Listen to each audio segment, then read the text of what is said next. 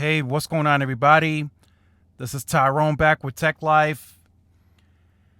And I felt like I needed to update you guys on this because there's a lot of misunderstanding out there. Even I misunderstood how this deal could potentially be structured. And of course, this is all subject to change as this deal is expected to be officially announced tomorrow before the opening of the stock market. So essentially, I thought this was just an additional asset of media that AT&T is potentially adding to its portfolio. And after doing some more research, talking to a few people, I don't think that's how this deal is structured. This deal is structured more closer to a sale than anything, I believe now. So what I'm anticipating us here, what we're going to hear tomorrow. So Warner Media itself has a value, and then Discovery has its own value. But Discovery, they're not really gaining any traction. There's not a lot of movement there. They're not gaining share. Very stagnant. So they're looking for help. They're looking for partnerships. That's why, they got Verizon on board. That doesn't seem to be making a lot of moves. And then there's AT&T with the Warner Media, which has a ton of businesses under Warner Media. There's Warner Brothers. There's DC. There's just a tons of stuff happening there. So back in 2019, Stanky was going to originally also do this deal with Discovery, but both turned out to go their separate ways. Discovery went with, they're doing their own thing, and then they eventually created Discovery Plus, and then we all know Stanky eventually combined all assets and created HBO Max. Why is this deal different? How is it going to be structured? Well, to my belief, this is what I've gathered up. It sounds like to me, and a few others as well, AT&T is admitting that media is complicated. Are they admitting defeat? Maybe. But Warner Media has a value. It was valued back then when AT&T purchased it at around $85 billion. It's likely more now because of the HBO Max and how successful it has been on a more global scale. And then Discovery has a value. Now, what happens when you merge both of those companies?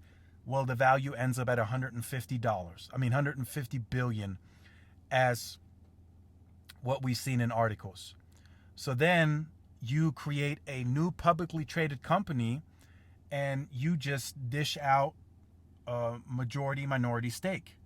So in this case, AT&T is going to be the majority owner of the company, of course. Whether that's 60, 70, 80% of the company, we don't know yet. We'll get those details in the morning if it does close. And then Discovery gets a certain percentage of the company. Now, what happens at that point? Well, I'm anticipating at that point just how the DirecTV deal was structured. AT&T will no longer have the media assets on their books. They will no longer have to fork up CapEx, 40% of it, to spend into Warner Media.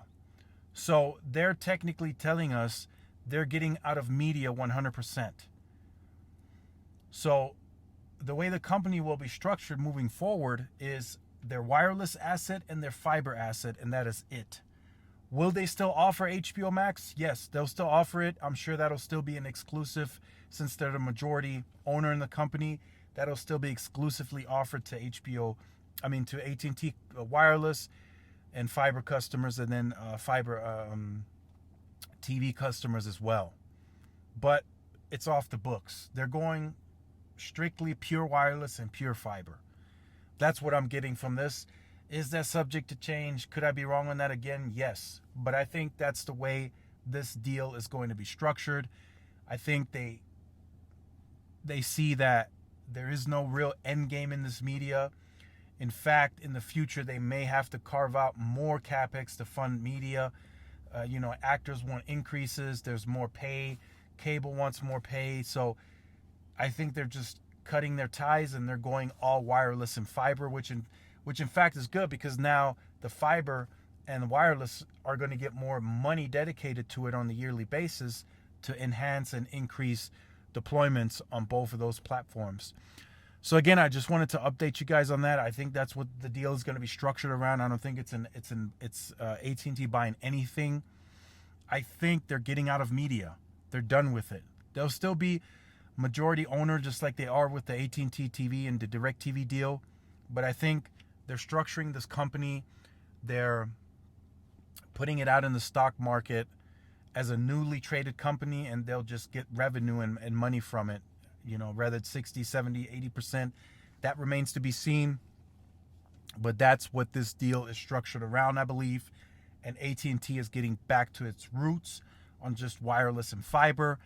That means more competition against T-Mobile and Verizon. So at first, AT&T acknowledged that they're a hybrid company and they weren't necessarily focused on wireless, which that fared well for T-Mobile because they're focused on wireless. So they could take more wireless customers from AT&T and they can just strictly invest that 10, 12, whatever billion into its network, and they didn't have to dedicate any of that money for anything else. Now AT&T is going to be able to spend closer to the Verizon level of CapEx and still have money for fiber, and both Verizon and AT&T are now going to deeply outspend T-Mobile if they decide to continue at the 9 to 10 billion trajectory until 2026. So we'll see how that plays out. It should be official tomorrow, so I'll have the official news tomorrow. But this is what I think the deal is structured around. They're going 100% fiber and wireless. So if you have been on the channel or you're new to the channel and you have not yet liked, shared, subscribed, make sure you do so. Hit the notification bell so you are notified when I do upload content. Make sure to follow the social media outlets for more updates and interactions. Thanks again for watching. This is Tyrone with Tech Life. I'll see you guys in the next one. Peace.